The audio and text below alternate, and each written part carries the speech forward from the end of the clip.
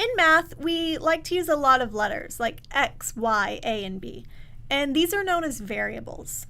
The idea of a variable is that it can represent any number, but since these are really just numbers, that means we can add them, we can subtract them, multiply, divide, we can use exponents, we can take roots, we can do all these things that we know how to do.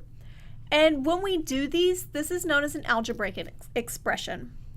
One example of an algebraic expression is 7x to the 8th minus 9x squared plus 2. Another, square root of x plus 7. A third, 3x plus 5y divided by 7xy minus 1.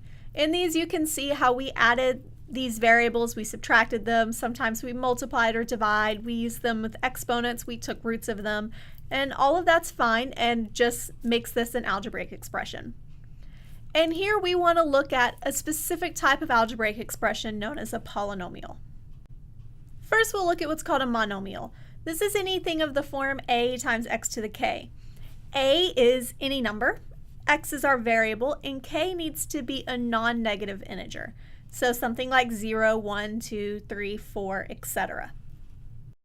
Next is a binomial. This is the sum of two monomials. So we would have ax to the k plus b x to the l. A trinomial would then be the sum of three monomials. And then finally a polynomial. A polynomial is the sum of some number of monomials. It can be any number. Binomials are polynomials, so are trinomials, so are monomials, and so are things with more than three monomials added together. But these are all polynomials. We need things of the form ax to the k, where k is specifically a non-negative integer. A couple of more things about polynomials before we look at examples. The degree of a polynomial, this is the highest exponent of the variable. We also have something called terms. The terms are the individual monomials that make up the polynomial. It's all of those things that we added together.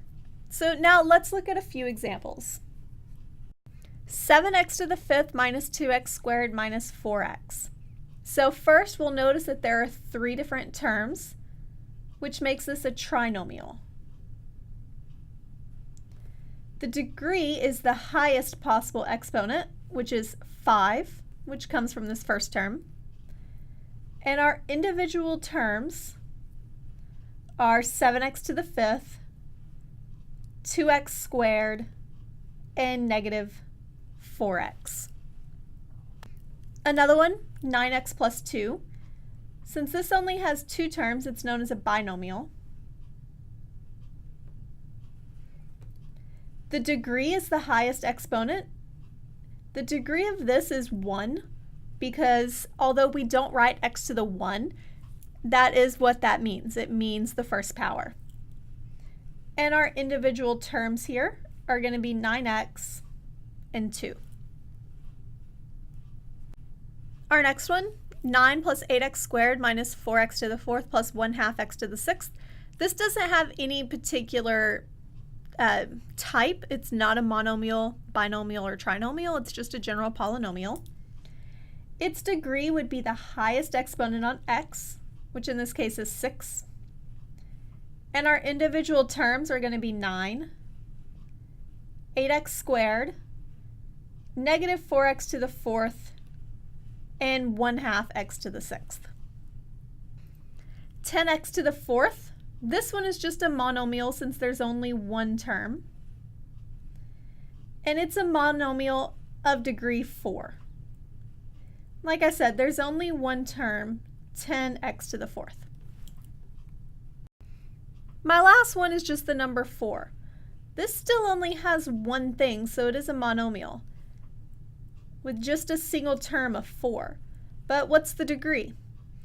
The degree is supposed to be the highest power of x, but we don't have any x's here. However, I could rewrite this as 4x to the 0 power, since x to the 0 power is the same thing as 1. So when it's just a single number with no x's, our degree is 0. We can also add and subtract polynomials, and in order to do this, we combine like terms. And this comes from the distributive property. 7x squared plus 2x squared.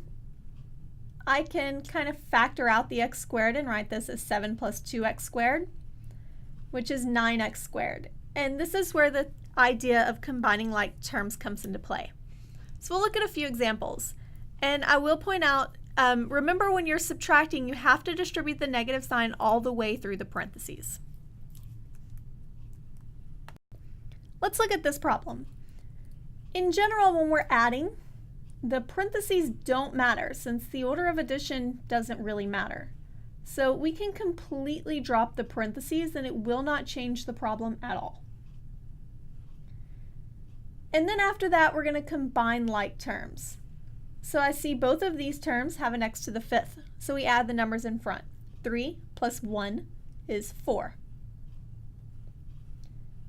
Here's my things to the 4th power. 7 plus 2 is 9. I look at my x. I have 8 minus 9 is negative 1. And then I have this single minus 3 at the end. Now we'll look at the same problem, but with a negative sign in the middle. The order of subtraction does matter, so this time the parentheses are important. But how we deal with this is we make sure to distribute that negative sign. So I have minus x to the 5th, minus 2x to the 4th, plus 9x. And then we can do the same thing. I have a 3x to the 5th minus x to the 5th. 3 minus 1 is 2.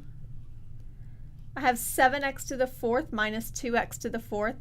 7 minus 2 is 5. I have 8x plus 9x. 8 plus 9 is 17. And then I still have this negative 3.